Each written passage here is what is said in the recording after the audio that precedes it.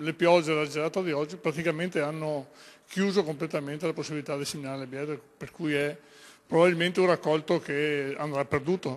Addio alle bietole per il 2018.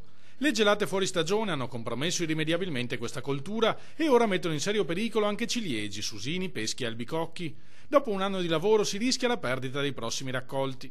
I frutteti precoci, che ne so, albicocche per dire, o anche alcune varietà di pesche, può darsi che risentano del freddo, anche perché per i prossimi giorni prevedono delle gelate notturne e mattutine molto forti, per cui sicuramente saranno probabilmente in pericolo.